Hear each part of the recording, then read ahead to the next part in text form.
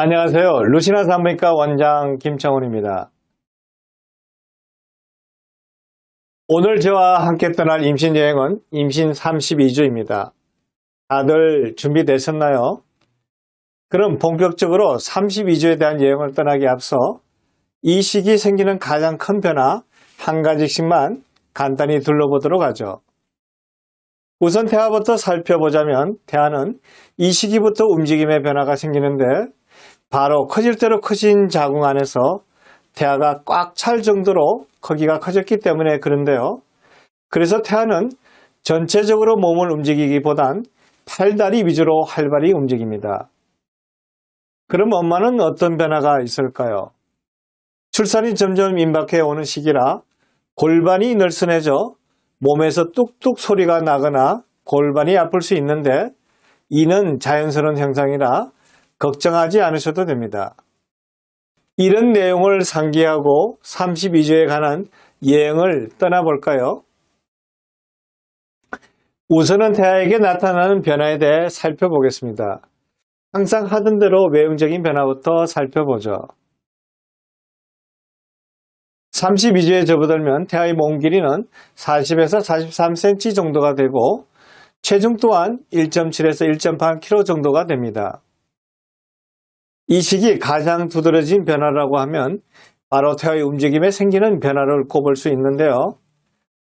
임신 중기에 비하여 전체적인 움직임이 적어지기 때문에 엄마 입장에선 태아가 덜 놀거나 건강상의 문제가 생긴 건 아닌가 하는 의심이 들 수 있죠. 하지만 이건 단순히 태아가 자궁에 꽉 찰 정도로 성장해 움직일 공간이 줄어들기 때문입니다.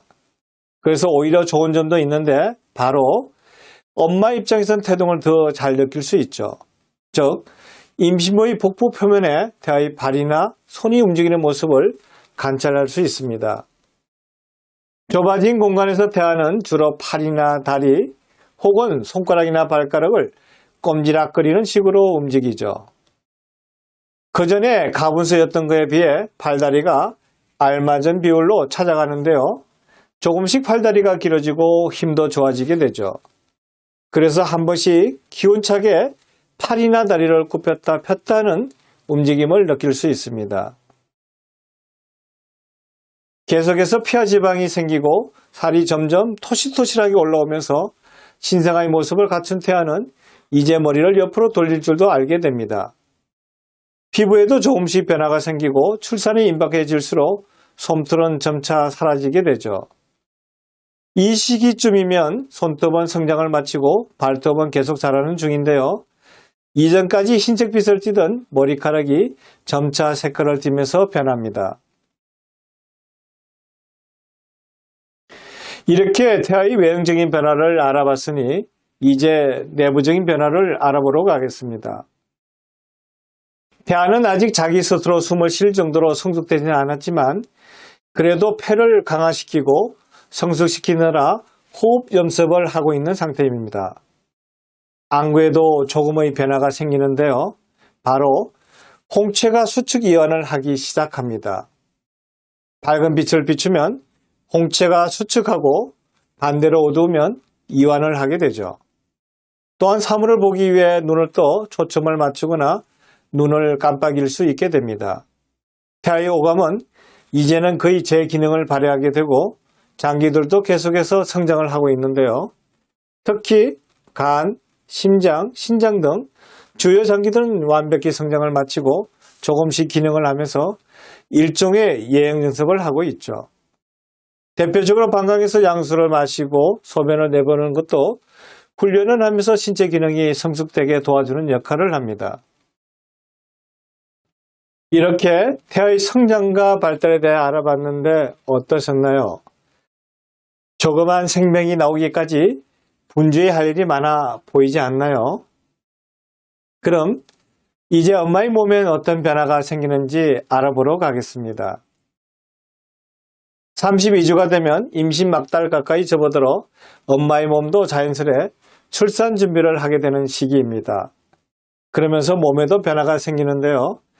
우선 태아가 제법 많이 자라면서 뱃속 여유 공간이 없어 가슴 안이나 숨이 가빠지는 현상이 더욱 심해지죠. 이건 위로 치켜 올라온 자궁이 갈비뼈 바로 아래 정도까지 올라오면서 위를 압박해 임신 초기에 겪었던 입덧 증상처럼 속 울렁거림이 나타나는데요. 이렇게 커진 자궁은 단순히 위만 압박하는 것이 아니라 폐도 압박하면서 조금의 움직임이나 운동에도 금방 숨이 차기 일쑤이죠.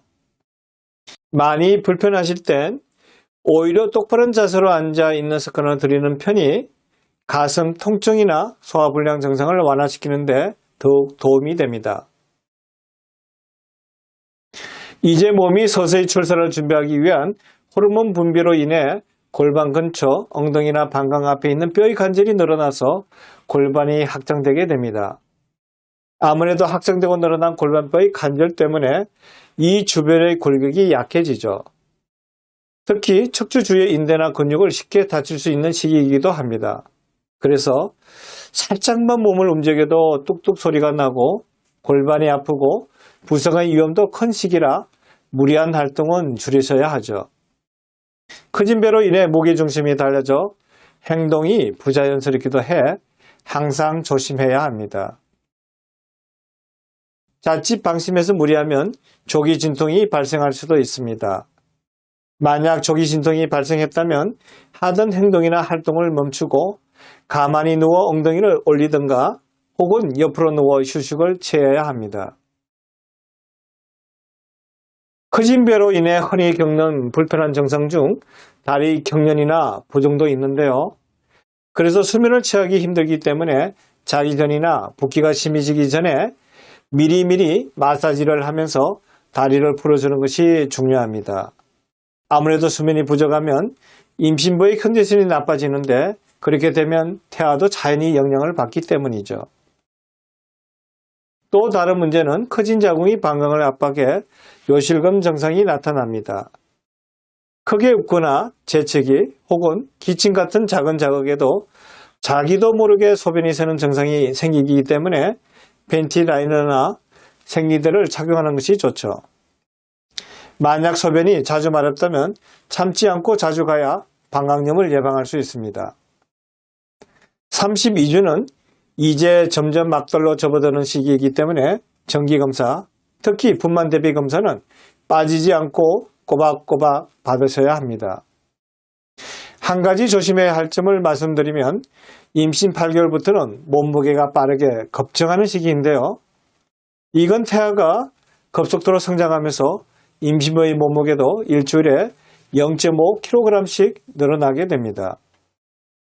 그렇기 때문에 엄마도 임신 후기에 갑작스레 찾아오는 임신 중독증에 조심하면서 과도하게 살이 찌지 않도록 주의하셔야 하죠. 이렇게 엄마의 몸에 일어나는 변화도 알아봤으니 이제 이 시기에 하면 좋은 건강관리와 생활수칙을 살펴보러 가겠습니다. 첫째, 충분한 휴식을 취하고 무거운 물건을 들지 않습니다. 몸이 무겁고 여러 불편한 증상으로 인해 쉽게 몸이 지치는 시기이죠. 좀 전에 설명드렸듯이 골반뼈와 골반 주위의 엉덩이 주변뼈와 관절이 늘씬해지는 시기라 부상에 조심해야 합니다. 거기다 조기 진통으로 인한 조산도 조심해야 하는데요. 몸에 무리가 가거나 힘들다면 그때그때 바로 휴식을 취하시고 되도록 무거운 물건을 들어 배를 자극하는 일은 없도록 합니다. 특히나 무거운 물건을 들게 되면 또한 조기 파수의 원인이 되기 때문에 들지 않도록 합니다. 둘째, 걷는 운동은 다리 정맥의 혈액을 위로 보내서 부종을 막아줍니다. 커진 배로 인해 다리 부종이나 다리의 경련이 자주 생기는데요. 이럴 때 가장 좋은 건 무리가 되지 않는 선에서 할 수 있는 가벼운 운동이죠. 이런 운동 중 하나가 걷기인데 걷는 운동은 특히 부종이 있는 분들이 하면 발바닥을 자극하면서 올라가는 정맥의 펌프질을 도와 혈액순환을 좋게 하기 때문에 도움이 됩니다. 만약 걷는 운동을 하기 힘든 분들은 다리를 위로 올려놓거나 임신부용 압박붕대를 이용하는 것도 도움이 됩니다. 셋째, 스트레스가 많을 때는 집안 분위기를 바꿔줍니다. 임신 막바지에 이를수록 신체적으로 이미 힘든데 임신 호르몬의 영향으로 스트레스가 더 심할 수 있죠. 몸도 많이 무거워 활발한 활동을 할 수 없는 시기이기 때문에 약간의 환경 변화만으로도 기분 전환이 될 수 있는데요. 무리가 되지 않은 선에서 집안의 인테리어나 물건 배치를 바꾸는 것도 좋은 방법입니다. 쉽게 분위기 전환을 할 수 있는 것 중 하나는 식물을 키우는 건데요. 기분이 울적하거나 스트레스가 심할 때 식물을 보는 것만으로도 심리적 안정을 찾는 데 도움이 되니 본인에게 맞는 방법을 찾으시면 됩니다. 넷째, 출산용품과 아이방을 꾸며봅니다. 아직은 2달여간의 시간이 남은 상태라 시간이 넉넉하다고 느껴질 수 있는데요. 사실 막달로 갈수록 몸이 더 힘들어지기 때문에 그나마 좀 움직임이 수월할 때 필요한 물건을 준비하는 것이 좋습니다. 특히 출산용품과 아이방 꾸미기가 그런데요. 미리 필요한 것을 구비해두고 아기자기한 아기용품을 보면서 설레는 마음을 가져보는 것이 좋습니다. 다섯째, 모든 것이 힘들고 귀찮지만 밝고 건강한 임신을 위해 머리도 하고 멋을 내는 것도 도움이 됩니다. 임신을 하게 되면 눈에 보이는 외모적 변화가 많이 일어나기 때문에 이로 인해 스트레스를 받는 분들이 많은데요. 특히 임신 막달이 되면 몸이 힘들고 지쳐 자신을 잘 돌보지 못하게 될 때가 있습니다. 근데 이런 부분으로 인해 임신 중에 기분이 가라앉거나 우울증이 들어올 수도 있어 오히려 자기 자신을 가꾸는 것이 엄마에게도 아기에게도 도움이 되죠. 특히 출산 전까지 태아는 엄마의 간병도 같이 공유를 하기 때문에 태아의 정서적 발달을 위해서도 엄마가 즐겁고 행복하게 임신 생활을 지내는 것이 좋습니다. 여섯째, 분만을 대비하기 위해 정기적인 검진을 꼬박꼬박 철저히 받습니다. 막달로 접어들수록 예기치 않은 변수가 생길 수 있기 때문에 정기검사는 제때 받아야 합니다. 분만 예정일을 계산한다 하더라도 엄마의 몸 상태나 태아 상태 때문에 갑작스럽게 이런 분만을 할 수도 있기 때문이죠. 이렇게 32주에 해야 할 건강관리와 생활수칙에 대해 알아봤으니 이제 이 시기 해야 할 영양관리를 알아보겠습니다. 영양관리는 5가지 정도로 꼽아보겠습니다. 첫 번째, 임신부와 아기의 건강을 위해 철분제를 반드시 챙겨 먹습니다. 임신을 하게 되면 태아의 성장과 발달을 위한 영양 공급 때문에 혈액량이 증가하게 되는데요. 이를 위해 부족한 철분이 엄마의 몸에서 빠져나가기 때문에 임신성 빈혈에 노출되기도 쉽죠. 그래서 막달까지 꾸준한 성장을 하는 태아와 엄마 본인을 위해서도 철분제는 꾸준히 복용하는 것이 좋습니다. 두 번째, 변비 예방을 위한 섬유질이 많이 든 음식을 섭취합니다. 철분 섭취를 하게 되면 자연히 따라오는 부작용 중 하나가 변비인데요. 변비는 단순히 철분제뿐만 아니라 임신 후기에 다다르면 커진 자궁이나 태아에 의해 장이 눌러 생길 수 있죠. 간혹 심한 변비로 인해 단단한 변이 직장을 통과하다 출혈이 생기거나 치질까지 이어질 수 있습니다. 변비 치료는 기왕이면 약보다는 섬유질이 많이 들은 음식을 섭취해 주는 것이 좋은데요. 음식 섭취와 함께 적절한 운동도 도움이 됩니다. 세 번째, 오메가3가 풍부한 생선이나 보충제를 복용합니다. 오메가3는 태아의 두뇌 발달에 많은 영향을 줍니다. 특히 뇌 조직의 수도 증가시켜 태아의 뇌 표면의 주름과 홈이 더 많이 만들어지는 데 도움이 되죠. 그 외에도 조산 예방이나 저체중과 출산 위험을 낮출 수 있다고 하니 꾸준히 드시길 바랍니다.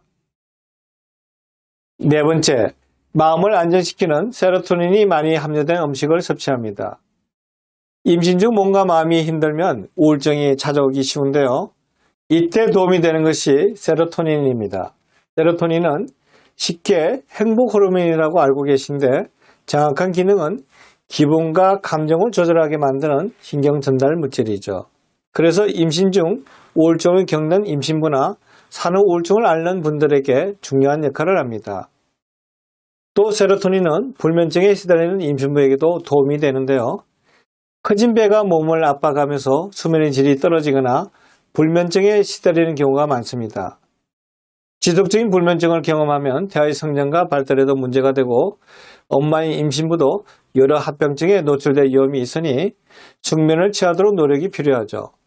세로토닌이 많이 함유된 음식에는 두부, 달걀, 파인애플, 시금치, 연어 등이 있습니다. 5번째, 양파에는 마음을 안정시키는 작용을 하는 요도가 들어있어 음식으로 섭취할 것을 권유드립니다. 감정적으로 불안하고 힘들다면 그런 부분을 개선시켜 줄 수 있는 음식을 같이 섭취하는 것도 한 방법이죠. 좀 전에 언급했던 세로토닌 외에도 요오도도 그런 역할을 하는 성분인데요. 우리가 주변에서 쉽게 접하는 식재료 중 양파에는 요오도가 많이 들어있습니다. 그래서 평소 드시던 요리나 식단에 양파를 좀 더 추가해서 먹는 것도 손쉬운 방법이니 한번 해보시길 바랍니다. 오늘도 저와 함께 임신여행을 떠나봤는데 다들 어떠셨나요? 임신 후기로 갈수록 점점 더 몸도 무겁고 불편하고 심리적으로 많이 지치시나요? 물론 아기를 위해서 싫고 힘들어도 억지로 무언가를 하는 분들도 있지만 가장 중요한 것은 엄마가 행복해야 합니다. 무리해서 하는 행동들은 스트레스가 되어 오히려 엄마나 뱃속의 태아 모두에게 결론적으로 좋지 않으니 임신부가 금해야 하는 것들이 아니라면 태아를 위해 엄마가 모두 희생할 필요는 없습니다.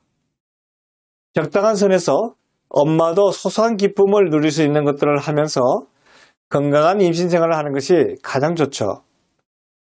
제가 강의하는 내용도 반드시 지킬 내용이라기보단 참고하셔서 본인에게 적용할 수 있는 것만 취하시면 됩니다. 항상 모든 분들의 건강한 임신 생활을 바라며 오늘 강의는 이만 마치도록 하겠습니다. 오늘도 행복하세요.